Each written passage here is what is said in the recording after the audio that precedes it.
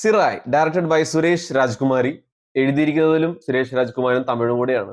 തമിഴാണ് ഇതിന്റെ കഥ. Tamil Vikram പ്രഭുവുടെയും second collaboration ആണത്. നേരത്തെ അവരെ കൊളാബ് ചെയ്തത് താനാക്കാരൻ എന്ന സിനിമയിലായിരുന്നു. താനാക്കാരൻ അത്യാവശ്യം കണ്ടിരിക്കാൻ പറ്റിയ സിനിമയാണ്. അത് കാണാൻ താല്പര്യമുള്ള ഒരു ഹോട്ട്സ്റ്റാർ അത് സ്ട്രീമിംഗ് ആണ്. അത് എഴുതിയതും ഡയറക്ട് ചെയ്തതും തമിഴാണ്. ഏതായാലും ഈ ഒരു സിനിമ ഇതൊരു ഇന്റൻസ് പോലീസ് പ്രൊസീജിയറൽ ഡ്രാമയാണ്. നമ്മൾ ഈ സിനിമയുടെ കഥ അതൊരു വൺ ലൈനിൽ കേൾക്കുമ്പോൾ നമുക്കത് ഭയങ്കര ടിപ്പിക്കൽ ക്ലീഷയായിട്ട് തോന്നുള്ളൂ. നമ്മൾ കുറെ വട്ടം കേട്ട കഥയും കണ്ട സിനിമയായിട്ട് നമുക്ക് തോന്നുള്ളൂ. പക്ഷെ സിനിമയുടെ മിടുക്ക് എവിടെയെന്ന് വെച്ച് കഴിഞ്ഞാൽ അത് വളരെ നല്ല രീതിയിൽ തന്നെ പ്രസന്റ് ചെയ്തിട്ടുണ്ട്. വളരെ നീറ്റായിട്ട് തന്നെ പ്രസന്റ് ചെയ്തിട്ടുണ്ട്. കുറച്ചും കൂടി എരിവും പുളിയും ഡ്രാമയും ഇമോഷൻസ് എല്ലാം കൂടെ കുത്തി നിറച്ച് ആ ഒരു ഓഡിയൻസായിട്ട് കണക്ട് ചെയ്യുന്ന രീതിയിൽ തന്നെയാണ് പ്രസന്റ് ചെയ്തിരിക്കുന്നത്. അതാണ് ഈ സിനിമയുടെ ഏറ്റവും വലിയ വിജയമായിട്ട് എനിക്ക് തോന്നിയത്. പിന്നെ ഈ സിനിമയുടെ ഏറ്റവും വലിയ സ്ട്രെങ്ത് എന്താണെന്ന് വെച്ച് കഴിഞ്ഞാൽ ഈ സിനിമയിൽ ഒരു ലവ് സ്റ്റോറി ഉണ്ട്.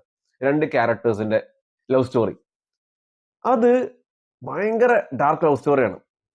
അതും ഈ സിനിമ ഈ സ്റ്റേജ് ചെയ്തിരിക്കുന്നത് 1990 കാലഘട്ടത്താണ്. അതും നമുക്ക് ഈ ഒരു സിനിമയുടെ റൊമാൻസ് കാണുമ്പോൾ നമുക്ക് എനിക്ക് പേഴ്സണലി പഴയ കസ്തൂരിമാൻ എന്ന സിനിമയാണ് ഓർമ്മ വന്നത്. കുഞ്ചാക്കോ ബോബന്റെയും മീര യാസ്മിന്റെയും അങ്ങനത്തെ ഒരു ഭയങ്കര കോംപ്ലിക്കേറ്റഡ് കുറെ പ്രശ്നങ്ങളൊക്കെ അടങ്ങിയ ഒരു ലവ് സ്റ്റോറിയാണ് ഇതിനകത്ത് കാണിക്കുന്നത്. അപ്പൊ തന്നെ നമ്മൾ ഈ ഒരു ഇതിലെ രണ്ട് ക്യാരക്ടേഴ്സിനെ നമ്മൾ റൂട്ട് ചെയ്യും. ആ ഒരു സിനിമയിൽ നമ്മൾ റൂട്ട് ചെയ്ത പോലെ തന്നെ. ഏതായാലും നമ്മൾ ഈ സിനിമയിൽ റൊമാൻസ് കാണുമ്പോൾ ഈ രണ്ട് ക്യാരക്ടേഴ്സ് ആയിട്ട് നമ്മൾ ഭയങ്കര ഇമോഷണലി അറ്റാച്ച്ഡ് ആവും, ഇൻവെസ്റ്റഡ് ആവും. അതാണ് ഈ സിനിമയുടെ ഏറ്റവും വലിയ രണ്ടാമത്തെ വിജയമായിട്ട് എനിക്ക് തോന്നിയത്. ഇതിൽ രണ്ട് ക്യാരക്ടേഴ്സ് ആയിട്ട് അവര് നമ്മുടെ സ്വന്തം കുടുംബമായിട്ട് നമുക്ക് ഫീൽ ചെയ്യുള്ളൂ. അങ്ങനെയാണ് ഇതിലെ രണ്ട് ക്യാരക്ടേഴ്സിനെ എഴുതിയിരിക്കുന്നതും അവരുടെ പെർഫോമൻസസ് ആണെങ്കിൽ പോലും. അവര് പേടിച്ചാലും വിഷമിച്ചാലും അവർക്കൊന്ന് കരഞ്ഞാൽ പോലും നമുക്ക് ഭയങ്കരമായിട്ട് നമുക്ക് കൊള്ളും. അതുകൊണ്ട് തന്നെ ഈ സിനിമയുടെ സെക്കൻഡ് ഹാഫ് അല്ലെങ്കിൽ അവസാനത്തെ അരമണിക്കൂർ നമുക്ക് ടെൻഷൻ അടിക്കാനേ നേരമുള്ളൂ. അങ്ങനെയാണ് സിനിമ അവസാനത്തെ ഒരു അരമണിക്കൂർ നറേറ്റ് ചെയ്ത് കൊണ്ടുപോയിരിക്കുന്നത്. അരമണിക്കൂർ എന്ന് പറഞ്ഞില്ല, അവസാന സെക്കൻഡ് ഹാഫ് മുതലേ ടെൻഷൻ അങ്ങ് ആരംഭിക്കുകയാണ്. അത് എസ്പെഷ്യലി അവസാനത്തെ അരമണിക്കൂറാണ് കൂടുതൽ ടെൻഷൻ ആവുന്നത്. അത് കണ്ടു കഴിഞ്ഞാൽ നിങ്ങൾക്ക് അത് മനസ്സിലാവും. അങ്ങനെയാണ് സിനിമയുടെ ഒരു പ്രത്യേക ഒരു രീതിയിലുള്ള എക്സ്പീരിയൻസ്. അതേപോലെ തന്നെയാണ് ഈ സിനിമയിലെ ഇവരുടെ പ്രകടനങ്ങളും.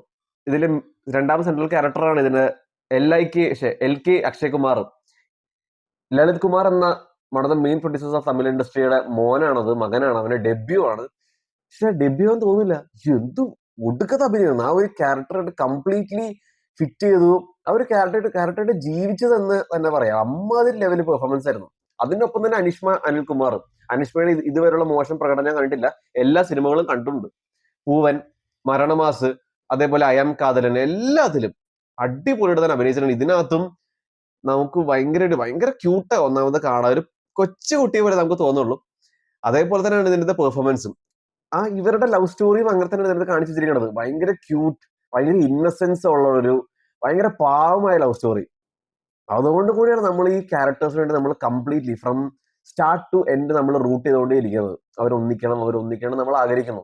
ഇതേപോലെ കോട്ട് എന്നൊരു തെലുങ്ക് സിനിമയുണ്ട്. അതും ഈ വർഷം ഇറങ്ങിയെന്ന് തോന്നുന്നു. എന്നാൽ ആ ഒരു സിനിമയിലും നമുക്ക് അതേപോലെ ഒരു ഇന്നസെൻസ് നമുക്ക് ഫീൽ ചെയ്യും. എന്തിനാ അവർ ഇത്രയും ദ്രോഹിക്കണേ എന്നൊരു ചിന്ത നമ്മുടെ അകത്ത് വരും. അങ്ങനെയാണ് ഈ സിനിമയിലെ ഇതിലെ ക്യാരക്ടേഴ്സിനെയും ഇതിലെ റൊമാൻസിനെയും അവർ പ്ലേസ് ചെയ്തതും പ്രസന്റ് ചെയ്തിരിക്കുന്നതും.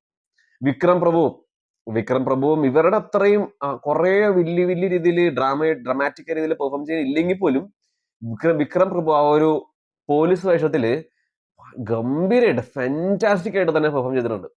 നമുക്ക് ആ ഒരു വേദന, ആ ഒരു വിഷമം ശരിക്കും നമുക്ക് ഫീൽ ചെയ്യും. എല്ലാം ആ എക്സ്പ്രഷൻസിൽ നമുക്ക് മനസ്സിലാവും. അത്രയും ബ്രില്യൻ ആയിട്ട് തന്നെയാണ് വിക്രം പ്രഭു പെർഫോം ചെയ്ത് വെച്ചിരിക്കുന്നത്. അതല്ലാണ്ടും രമ്യ സുരേഷ് ഉണ്ട്, ഒരു മലയാളി ആക്ട്രസ് ആണ്. വളരെ നന്നായിട്ട് തന്നെ, വളരെ പവർഫുൾ ആയിട്ട് തന്നെ പെർഫോം ചെയ്തിട്ടുണ്ട്. അതിനൊപ്പം തന്നെ വേറെയും കുറെ വൻ ചൊറിയന്മാരായ കുറച്ച് പോലീസുകാരും ജഡ്ജൊക്കെ ഉണ്ട്. നമുക്ക് അവരെ കൊല്ലാനുള്ള ദേഷ്യം വരും. അത്രയും ദേഷ്യം വരും. അവരുടെ ക്യാരക്ടേഴ്സ് അങ്ങനെ ഇതിനകത്ത് എഴുതി വെച്ചിരിക്കുന്നത്. അമ്മാതിരി ചൊറിയന്മാര് നമുക്ക് ശരിക്കും എടുത്തിട്ട് അലക്കാൻ തോന്നും. അതാണ് ഈ സിനിമയുടെ ഏറ്റവും വലിയൊരു ഇമ്പാക്ട്. നമ്മൾ അത്ര ഇൻവെസ്റ്റഡ് ആവുകയാണ് ഈ ഒരു സിനിമയിലും അതിന്റെ ക്യാരക്ടേഴ്സായിട്ടും. അതുകൊണ്ടാണ് നമുക്ക് ഇത്രയും ദേഷ്യം വരുന്നത്. അതല്ലാണ്ടും അനിഷ്മയുടെ ഫാമിലിയിലെ കുറച്ച് ക്യാരക്ടേഴ്സ് ഉണ്ട്, ആക്ടേഴ്സ് ഉണ്ട്. അവരെല്ലാം വളരെ ഭംഗിയായിട്ട് തന്നെ ചെയ്തിട്ടുണ്ട്. പിന്നെ മ്യൂസിക്, വിഷ്വൽസ്, എഡിറ്റിംഗ് എല്ലാം ഈ സിനിമയുടെ ഒരു ബാക്ക് ബോൺ തന്നെയായിരുന്നു. എഡിറ്റ് ചെയ്തത് ഫിലോമിൻ രാജും, മ്യൂസിക് ജസ്റ്റിൻ പ്രഭാകരാണ്. എല്ലാവരും വളരെ ഭംഗിയായിട്ട് തന്നെ ഇതിനെ ബാക്കപ്പ് ചെയ്തിട്ടുണ്ട്. ഇനി സിനിമയുടെ നെഗറ്റീവ്സിലൂടെ കടക്കുവാണെങ്കിൽ ഞാൻ പറഞ്ഞല്ലോ അവസാനത്തെ അരമണിക്കൂർ ഭയങ്കര ടെൻഷനും അതേപോലെ കുറച്ച് ഡ്രാമയും ഇമോഷൻസ് ഒക്കെ കുറച്ചും കൂടെ നല്ല രീതിയിൽ ആഴ്ത്തി കഴിഞ്ഞിട്ടുണ്ട്. പക്ഷെ അവിടെയൊക്കെ കുറച്ചൊക്കെ ഓവറായി പോയോ എന്ന് എനിക്ക് ഇടയ്ക്ക് തോന്നി. എന്താ വെച്ച് കഴിഞ്ഞാൽ ഈ സിനിമയുടെ ദൈർഘ്യം ഒരു 2 മണിക്കൂറാണ്.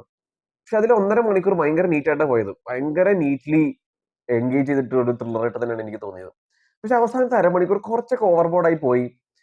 അതിലെ കുറച്ച് സീൻസ് ഒക്കെ കുറച്ച് കൂടുതൽ ഇമോഷണൽ ആക്കണം, കുറച്ച് കൂടുതൽ ഡ്രാമ ആക്കണം എന്ന രീതിയിൽ ഇതിനകത്ത് പ്ലേസ് ചെയ്ത രീതിയിലാണ് എനിക്ക് തോന്നിയത്. അവിടെ കുറച്ചുകൂടി നീറ്റ്നെസ് ആവായിരുന്നു, കുറച്ചും കൂടെ മെനക്കെ ആവായിരുന്നു. എസ്പെഷ്യലി അവസാനത്തെ 15 മിനിറ്റ് ഒക്കെ ഭയങ്കര ഓവറായിട്ട് പോലെ തോന്നി. ഇതൊക്കെ എന്റെ പേഴ്സണൽ അഭിപ്രായമാണ്. പക്ഷെ എന്നാൽ പോലും എനിക്ക് ഈ സിനിമ മൊത്തത്തിൽ നോക്കുമ്പോൾ I was very much satisfied. നല്ലൊരു ടെൻഷനുള്ള ഒരു എൻഗേജിങ് ത്രില്ലറായിട്ട് തന്നെയാണ് എനിക്ക് സിറ എന്ന സിനിമ തോന്നിയത്. ഏതായാലും വളരെ നല്ല കാര്യം, തമിഴ് സിനിമ അല്ലെങ്കിൽ Tamil industry end a very good note with this movie. ഇത് തിയേറ്ററിൽ തന്നെ എക്സ്പീരിയൻസ് ചെയ്യേണ്ട സിനിമയായിട്ടാണ് എനിക്ക് പേഴ്സണലി ഫീൽ ചെയ്തത്. സോ തിയേറ്ററിൽ പോയി കാണുക, കണ്ടിട്ട് അഭിപ്രായം പറയുക. For more reviews please like, share, subscribe. Abi reviews.